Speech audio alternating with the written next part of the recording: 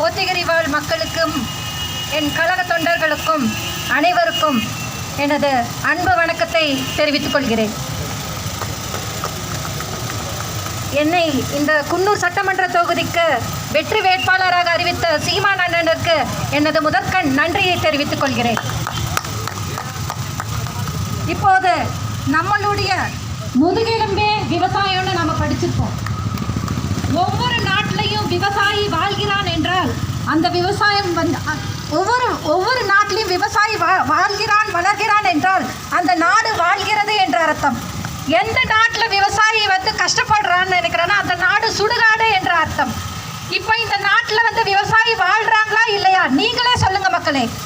விவசாயி வாழ்ந்துட்டு இருக்காங்களா இல்லை அழிஞ்சிட்டு இருக்காங்களா நீங்களே சொல்லுங்க என் அன்பார்ந்த மக்களே. அடுத்ததாக இப்போ சாஃப்ட்வேர்ல வேலை செஞ்சாலும் சாப்பிட்டு தான் போய் வேலை செய்யணும்.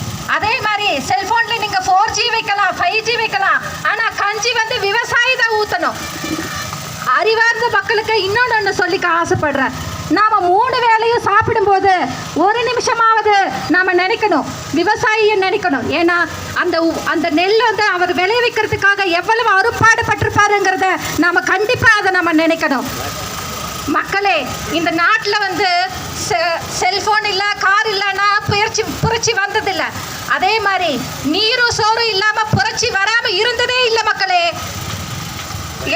இதுக்கு ஒரு முக்கியமான ஒரு எடுத்துக்காட்டுன்னு பார்த்தோம்னா, கொரோனா டைமில் நம்மக்கிட்ட காசு இருந்தது, பணம் இருந்தது, எல்லாமே இருந்தது. ஆனால் நாம் எதை தேடி போனோங்கிறத ஒரு நிமிஷம் சிந்திச்சு பாருங்க. சாப்பாடுக்காக தான் நாம் தேடி போனோம். காசு பணம் எல்லாம் நமக்கு அப்போ கண்ணில் நமக்கு தேவைப்படலை.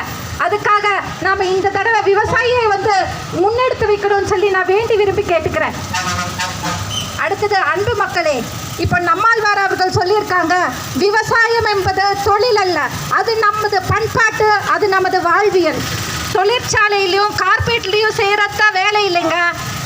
விவசாயம் செஞ்சாலும் அது வேலை தாங்க. இப்போ நம்ம ஆட்சியில் நாம் என்ன கொண்டு வந்திருக்கோம்னா, தற்சார்பு பசுமை தாய்மை பொருளாதாரத்தை கொள்கையை எடுத்து வச்சிருக்கோம். விவசாயி அரசு வேலையா அறிவிக்கப்படும், வேளாண்மை தேசிய தொழிலாக மாற்றப்படும், ஆடு மாடு வளர்ப்பது அரசு பணியாக மாற்றப்படும். இப்போ நான் ஒரு எடுத்துக்காட்டு சொல்றேன். வெட்டினரி டாக்டர் அரசு வேலையில் இருக்காரு. இப்போ டாஸ்மார்க்ல ஊத்தி கொடுக்கறவங்க அரசு வேலையில் இருக்கும்போது ஏன் ஒரு விவசாயி அரசு வேலையில் இருக்கக்கூடாது? சிந்திச்சு பாருங்க மக்களே, சிந்திச்சு பாருங்க. அடுத்து அன்பு மக்களே, அதாவது வாடகை தாய் பொருளாதாரத்தை பற்றி கொஞ்சம் பேசணும்னு நினைக்கிறேன். இந்தியாவில் கர்ப்பப்பையை வாடகைக்கு இருப்பது குஜராத்.